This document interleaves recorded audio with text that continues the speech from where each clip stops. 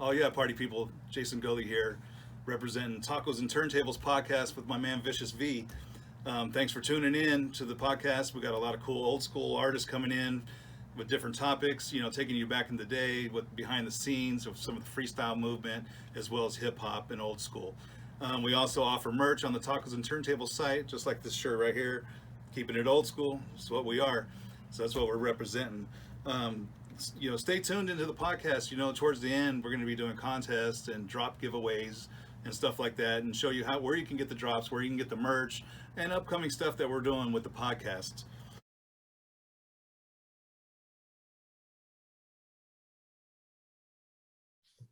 Hey guys, we're so blessed today to have the one and only DJ Greg Lopez in the house. We're going to interview him for Tacos and Turntables, ask him how he got started in DJ and all that good stuff, what he's doing now, how he made it to Vegas. So without further ado, Greg, man, so happy to have you here, man. What's up, V? How you doing, man? I'm doing good, man. I'm so happy to talk to you. Thank you, man. It's been a minute. I know it's been a minute. We got a lot of history back in the day, having a lot of fun with gigs and whatnot. Yeah. So Greg, man, tell me, how did you get started in DJing? Like, did you pick up some gear? Or I know in high school, I don't know if you remember, people told me we went to the same high school. And I didn't even know you're a DJ. Yeah, we went to the same high school. I didn't know you guys, but I knew who you were. I think you were a year or two older than me, you and your brother. Oh, okay. Yeah. So people told me, oh, that guy's a DJ, right? And I was like, that guy's a DJ? Oh, okay. And then what was funny was we went to the radio station. I mean, I'm sure you'll talk about how you got started, but Hot 97.7, and then you're there, and I'm thinking, wait, I know this guy. That's what I'm thinking, right? Like, I know this guy. Yeah. I'm like, wait, I know you. Yeah. So how'd you get started, bro? Like, did you get some gear? How did you get started DJing? I got started by a friend in the 7th grade. I went with him to a record store, and he was already DJing because he had an older brother who DJ'd in San Francisco. So he copied his brother, and I essentially copied him. So I would go to the record store with him and go, what are you doing? He's like, I'm buying records. I'm like, for what? And then we'd go to his house, and he had, the little crappy Techniques $100 turntables there and a little realistic mixer. And he would start mixing and doing stuff. And I was like, I was just hooked. I was like, it was so interesting to me. So I started copying him and buying records too. We'd go to the record store together, and then we'd buy turntable. I didn't buy turntables yet. I'd go to his house because he had the turntables. I didn't have any yet. And we would just mix. We would just go there after school and mix and find out, he liked hip hop a lot. I liked the more of the dancing music and stuff. So yeah, we had very different tastes, but we both like to just go and mix and have fun and get creative and come up with new ideas. And it was just fun. I was hooked. It was like a drug. It was addictive, right? Because that's how I felt. I felt like DJing was, I would basically go in my garage by myself, listen to records, mix records, mess around. So half the time when I started, I didn't know what the heck I was doing, but I just loved it. I loved the fact that I was doing something creative and I was just having fun with it. That's what it sounds like, right? Something made me just want to do it. Like, I just wanted to. I can't explain what it was, whether it was the music, the technicality of it, the mixers, I don't know what it was. I just wanted to do it. I would sit there and daydream at school of mixes in my head of what I could go home and do, right? I'm sure you were kind of the same way, right? That's crazy, dude. Yeah. You just almost start picturing it and you start thinking of it in your mind like an idea, almost like an artist. To be honest with you, I actually delve a little bit into drawing and stuff, and that's what you do. You constantly think about it, and then you think, how would this look if I did it this way? And I think with DJing, it's kind of similar. Like, you start thinking what songs mix together, what's going to sound good, and it's almost like it takes over, and you become kind of, like you said, you're addicted to the vinyl, you're addicted to the music. You just, something about DJing that just draws you in, Right. And it took up, and really it's kind of a self-taught thing. You could have people teach you things, but you really have to just fool around with it and figure out what's what and kind of get a hang of it, so to speak. Yeah. Driving, someone could teach you how to drive, but years of experience of driving will make you a better driver, Right. Yeah, no, that makes total sense, man. So that's how you got started. How did you get into radio? How did that happen? I mean, I did that throughout high school, and we just continued.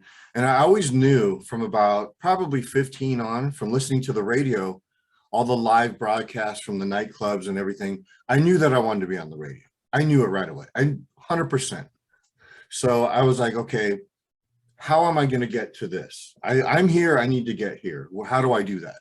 So after high school, I was like, okay, maybe just be in the environment. So I called up radio stations and asked to be interns. And luckily, Chuy Gomez, who we all know, said, come on up. You could be my intern. You could answer my phone. So it put me in the realm of radio. Wow.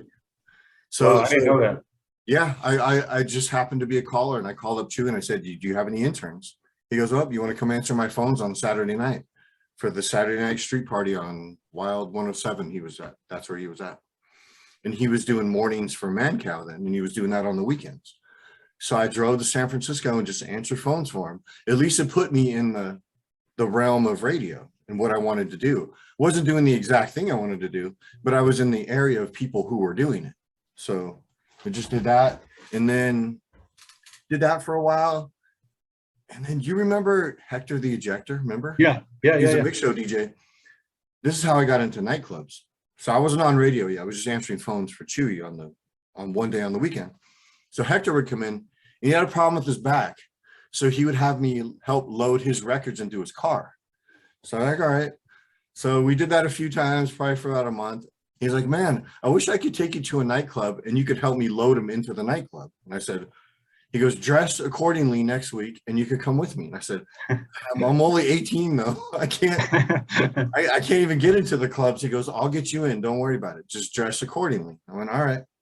So Hector brought me in, and for a couple of weeks, I went with him, loaded his records up, and just sat with him the whole night, and then help him load them back into the car at the end of the night. So I just sat there the whole night. And one time, beginning of the night, we set up his records. I labeled his records, his crates, and I've organized everything for him. And then he put on a song, and then he took off. And then the song was going to end, and it was going to end, and it was coming close to the end. So I started flipping through the records, and I put one on, and I mixed it. And he comes back up, and he goes, you know how to DJ? And I went, yeah, I've been DJing since I was in 7th grade. And I said, he goes, you know how to mix? And I said, yeah. He goes, well, go ahead, keep going. I'll be back. So then he let me mix a few. And then at the end of that night, he goes, well, why don't you just come open for me wherever I play? I'm like, all right, cool. I'll do that. So we did a couple places in San Jose, San Francisco. Then Mission Gardens opened up. And he got Mission Gardens one night, and I went and opened for him a couple times. Then they were going to open up another night. So he requested me to get the other night by myself. So that's how that started. So I got Mission Gardens in Fremont, 18 and up. That was my first gig ever. I think it was 19. And that's where I met Norm, Jimmy, all the sound guys. And they knew Jazzy. So they knew Jazzy Jim. They knew I was trying to get on the radio. Hector kept telling me I wasn't ready. I would give him mixes. You're not ready. You're not ready yet. And I was like, I think I'm ready. I think I'm pretty ready for this. I've listened to them and I listened to me. I think I'm ready. Then Norm and Jimmy knew Jazzy. So they go, well, we know Jazzy Jim over at Hot 97. I said, well, I'm kind of, hanging out at Wild in San Francisco. It would kind of be, a ballsy move to just up and leave and go to a different. And they introduced me to Jim. I brought a mix into Jim, and Jim said, you're good. You're ready. Let's go. I'll put you on this weekend. I'm like, cool. And right then it was just me and Jim doing mixes. So, and I also really wanted to get my name out there. So when they made the drops and sweepers, I got a gig running the mixes, from the radio station. Like I would actually be in there playing them, and I would hit my drop every other song. I remember that. I was like, dude, every 2 seconds, bro. Every two seconds. That was intentional. That's because I wanted to get my name out there in a fast way. So I was like, hitting all the drums. Promo though. That's self-promotion. You got to promote yourself, especially when you're going out. Got to go in with a plan. Yeah. No, that's dope, man. That's a dope story. I honestly didn't know that, and I didn't know that the whole Wild connection, even early on, that you decided to go to San Jose, which was his own kind of market, with his own kind of sound that was kind of battling with San Francisco radio. There was always kind of like a beef between San Francisco radio and San Jose at that time. Yeah. So I didn't know that. And by the way, so that's pretty cool, Mission Gardens, because it was right there, probably by your house, a 5-10 minute drive down the street. Yeah. So very convenient, and just the way it worked out. I think, for anybody that's watching, anybody that's listening, as far as being a DJ, and Greg mentioned a lot as far as getting in the zone, getting in the sphere of DJs and other DJs and where he wanted to go. He kind of put himself in the right place at the right time to be found. And it's just such a cool thing that people, open doors for him. You know what I mean? I try to do the same thing. I'm sure Greg does too, where you open doors for people because you've been in their shoes. And so you try to, I try to help out anyone I can, as long as, you know, they're ready for it. No Yeah, no, that's really, really cool, man. So how many, I know we were all on Hot 97.7 until it went off the air. I think it was 96, right? It got sold. You're right. Right. So I got a story about that too. Yeah. When we were at Hot, we talked a lot of shit. We were cool with there's two main San Francisco stations. There's Wild and there's KMEL. And there's Hot 97 is kind of on its own. We were cool with KMEL because they were like the hip hop station. Wild was more like us. So we talked a lot of shit to them and about them and everything. So when the radio station got sold, I don't know what you guys did, but I drove down to Wild, the offices, and I showed up in the lobby and I was like, hey man, can I talk to Michael Martin? I want to get a gig here. And the receptionist just kind of laughed me off and she goes, yeah, there's another one of these guys here. And she said, no, you got to make an appointment. See you later. And she kind of just blew me off.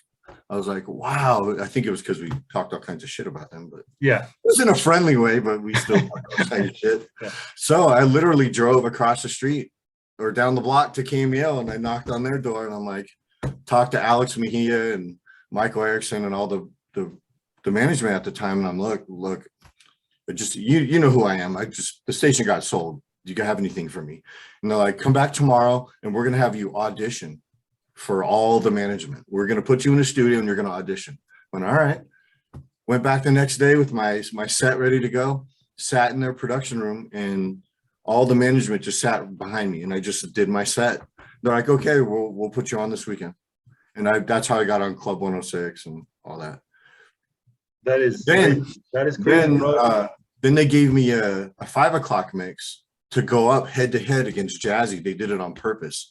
They said, well, Jim's killing 5 o'clock. He is destroying it. So we need to put somebody up against him. We want to put you up against him. I'm like, oh, great. The guy who's like my mentor. Yeah, I remember. But you know what's funny about all that? Like, that's all water under the bridge now, right? Mm-hmm. And at the time, you know, honestly, bro, like, I got to give it to you. That was a pretty ballsy move. Just a straight up knock on the door. It's almost like hey, you know who I am, and they know who you are. I'm here. I was like, come on, man, I need something. Yeah. No, I mean, that's dope, man. Like I said, like going back to, you know, what you were mentioning as far as, you know, when you got started DJing, how you loved it. And it was just the perseverance that you're showing at that time, even now, you know, because I'm sure you're doing a lot of stuff now and it involves a lot of that, a lot of those values, a lot of those principles you're still kind of doing at the same time, you know, where you knock on doors and, you know, basically you don't take no for an answer. You have to want it, man. You have to want it too. And you have to, I remember Sway told me this a long time ago. He goes, guess what? If you don't ask for it, you won't get it. Right. And I was like, wow, what a simple term. It's a cliche, but that is 100% true. If you don't ask for it, you won't get it. Yeah. That's one thing Sway told me when I was at KMEL. He's very wise. We sit in his office and he go, man, why don't you have this? Why don't you have that? I went, I don't know. I just didn't ask. I don't want to bother him. He goes, if you don't ask for it, you won't get it. So go in there and ask for it. I was like, shit. That's crazy. Such wisdom from somebody that's so huge in the industry, right? Same thing with Chuy. You know, he just started again at another radio station. Always been mad cool with everybody. Much respect to Chuy. Great guy. And, just an awesome dude. I still talk to Chuy. I still talk to him. We're still friends. That is freaking really, really cool, man. Jim too. I can't breeze over Jazzy at Hot. Jazzy is the one who brought me into Hot 97. He's the one that believed in me at that radio station. So props to Jazzy, bro. We wouldn't probably know each other or be talking right now if it wasn't for him. He was so instrumental. I've thanked him over and over. Jazzy, if you're watching this, man, thank you very much for me. None of us would be here if he didn't put us on. Yeah, if he didn't, you know, give us a chance. You know what I mean? We just opening doors and giving us an opportunity. Of course, we had to put in work, but at the same time, he opened a lot of doors for a lot of people, including myself and of course Greg. So much props to Jazzy, man. He's a freaking legend, and much thanks to him. God, he's a god, for sure. So Greg, man. So now you're a Hot. Then you went to KMEL, and then the transition, bro. Back to, you know. Okay. After that. So here's what happened. They put me with Rick Chase doing 5 o'clock, and apparently my 5 o'clock mix was the only day part I was sort of beating Jim. It wasn't destroying him, but it was the only part of KMEL that was doing well. The rest of the day parts, because Doghouse was over there by now, and the rest of the day parts of Wild were beating KMEL. but my mix came very close to Jim's. It was very close. I don't know if it was beating him, but they told me your mix is doing very well against his. So I'm like, okay. And then I happened to see Elvis at a nightclub. I believe it was City Nights or something like that. I saw Elvis out there and we just started chatting because I had known Elvis. I had met the Doghouse because the Doghouse was on Hot 97 first. Right. Before they went to San Francisco, they were on Hot. So I knew them from there. I saw Elvis and he goes, "We need a mix show DJ." I'm like, well, I went over there and they just kind of brushed me off. And he goes, "Well, let me talk to Michael and we'll set up a meeting." I'm like, all right, cool. So they set up a meeting. I went while I was working with KMEL, went and talked with Michael, and Michael said, "Sorry about that before. We're good now. We need a guy. We think you'll be a good fit. So basically you have to quit there and then get rehired over here." I said, well, I thought it was like a setup. Like I'm going to quit there, piss them off, and then they're just going to leave me hanging. That's what I thought was going to happen. I was hoping it wasn't, but that's what I thought was going to happen. But I took another chance and I'm like, I went over to the management of KMEL and I said, you know what? The morning show they're killing it over there and they need a guy. And I think I would actually be a better fit on that station than I am here. I really appreciate what you guys did, but I have to resign and I have to do what I think is best for me. And they got mad. They got pissed off. I like burnt a bridge big time over there. I'm cool with them now. Like, yeah. Alex Mejia and all that, we're cool now. But at the time, they were really, really upset. And then, I mean, let's be honest. Sway was mad at me. Foxy, all those people, they were all mad at me because I just jumped ship. And I was like, I got to do what I feel is best. And it happened. Yeah, I think I 100% agree with you. I mean, they could be mad at you for a little bit, but they realize that what you're saying is the truth and that it's just a matter of fact. I mean, you are a better fit and they give you an opportunity, but at the same time, you said it yourself, you have to do what's best for you. And you're a better fit over there. So it did end up working out though, because Doghouse, after they went from big to absolutely ridiculously huge, and I got to be a part of that. So exactly. So I think you totally made the right decision. You know, I don't thank God I made the right decision. But at the time, but you know what, Greg? Again, I was driving from KMEL going over to Wild, going, "Oh my God, I hope this works." I'm sure you're nervous. Oh shit, nervous as hell, bro. But what did I just do? It worked out, and your intuition was correct. You know what I mean? You made the right move, and again. Obviously, later on, you see it, but no, man, that's another kind of ballsy move because you could have just been like, no, I'm cool. I'm safe right here, right? Yeah. I'm going to stay safe. And it just felt right because Doghouse is just huge and that's all everyone was talking about. And I'm like, wow, that's the show that I'm going to be on. So I got to do that. Obviously, that was a good move in hindsight, right? So, yeah, you know, so Wild 107, bro. So, you know, I did, like I said, little mixes here and there. I know you did a lot at Wild 107, and we all kind of switched over to Wild 94.9. Tell me about one thing I want to get into. You mentioned it earlier, how huge the Doghouse was. It was like a movement. I mean, they had their own concerts. They would do club nights. They would do Battle of the Big Boys. You name it. They had their own DVD, VHS videos. Videos, yeah. Right? It was mixes. It was just huge. Like, you don't realize how big it is because when you're doing the show, you're just sitting in a room with 4 other people or 5 other people, just screwing around, having a good time, talking into some microphones, but you don't realize how many people are listening. Right. You just don't realize it until you show up at a nightclub or you show up at an event and there's a line going down the street. You go, wow, we hit all these people and then some. Those are just the people that show up. There's a whole other audience that doesn't even show up or go out. And that's what Michael pulled me aside one time when the Doghouse, they were just at their peak and just were having these just ridiculous ratings. And Michael pulled me into his office and he goes, "I just want to let you know right now that you're the most listened to DJ in Northern California right now." I never said I was the best. He just said you're the most listened to. Like that 730 mix was the most listened to mix out of anybody in Northern California. He goes, so be careful with it. You're going to have people calling you. You got people, record labels saying this, saying that. He goes, just be careful with it. He gave me a warning. I'm like, okay. was like, wow, Greg, really? let me ask you about that, because a lot of our audience that's going to watch this and listen and whatnot, they're DJs. So any kind of advice I could give them or we can give them, that'd be great. But also, let me ask you about that, because that's one thing that you really stood out. I mean, it's me as being a DJ, you always had a lot of like a dance feel to the mixes. You would also play hip hop, but the house and dance was always like prominent, and and also your mixing style. There's a lot of quick mixing. There's a lot of like concepts being, mixed in together, wordplay, a lot of dope stuff. How did you develop that style, and like what were your influences? I don't know if I really had, I think everybody was my influence. You, Jazzy, anyone that was on the station was my influence, because I listened to everybody and I would kind of go, wow, that sounded cool. How could I flip that and use that style and make it mine? Not rip off a style, but kind of like take in the ideas. Like everybody was my influence. Like your cutting, your quick mixing style, that was my influence too. And same with Jim. I think everybody listened to Jim and was like, wow, how do I do that? And how do I emulate that? And it just, I take in a little bit of everything and try to incorporate, try to twist it and make it put my own flavor on it. But, everybody's my influence. Let's talk about that, man, because I'm trying to think right off the top of my head.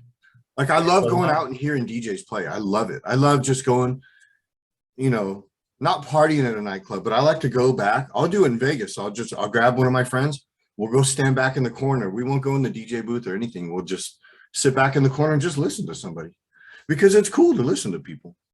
You almost get a vibe, right? You almost kind of vibe out. And you're almost like a DJ, but at that point, you're almost like a regular person where you're just listening and taking in the vibe and listening and feeling. You want to know what the customer hears so you can better play for the customer. When, you're not playing for the DJs, you're playing for the crowd. And when you're part of the crowd, you can get a better feel of what the crowd feels. Yeah, totally. Man, tell me about, of course, I know these records. You broke a lot of records, bro. Like one that comes to mind. I think I was able to break a lot of records because the Doghouse had a lot of freedom, whereas the other mix shows on the radio station didn't really have that freedom. They had a little bit of freedom, but not as much as I did, because Doghouse was kind of its own entity. And the ratings were so huge that it was almost like we could do no wrong. So JV was like, just play whatever you want. Just play this. We were out this last Saturday night and we heard this underground house record. I want to play it. I'm like, well, let's play it. Let's play a few other ones like it too. Dude, it sounds we like had a little bit more freedom. Yeah, I mean, but you took advantage of that, but in a good way. And you, like Geggy Ta, there's a bunch of records that you broke. And obviously, we would listen, other DJs, right? At the time, we would listen, oh man, Greg's playing this. So then it'll make it okay, right? Like, well, Greg played it, you know what I mean? So he played it, it makes it okay. You know I mean? Sometimes it wasn't, but yeah, exactly. But it's all in good fun, bro. I mean, yeah. Like you said, you take from each other, you kind of like make it your own. And but you broke so many records, bro. I mean, just I'm sure there's a big, huge list of them. And that was so influential. And again, when we were talking a little bit earlier, if anybody watching this, you go on YouTube and you can look up some of the mixes, some of Greg's mixes. He's breaking all kinds of records. He's quick mixing. He's doing all this stuff. At the time, we were doing 3 turntable mixing also. So there's a lot. You have another one ready to go, so you can be a little bit faster. Make sure you check out the links on YouTube. We got links to the shop for the One Stop DJ shop, which is what I represent. We got links to good tacos. We got links for mix show drops. So yeah, just check it out. And also, most importantly from you guys, this is what we need. We need you guys to do this. We need you guys to hit subscribe and hit the bell. So hit subscribe helps us grow the channel. You hit the bell, this sends you an email when we put up a new podcast. So it gives you a heads up, so that way you can go in there and check it out and get the information that we're giving behind the scenes, like with artists that we're interviewing. So yeah, tacos and turntables. It's me, Jason Gully, and Vicious V.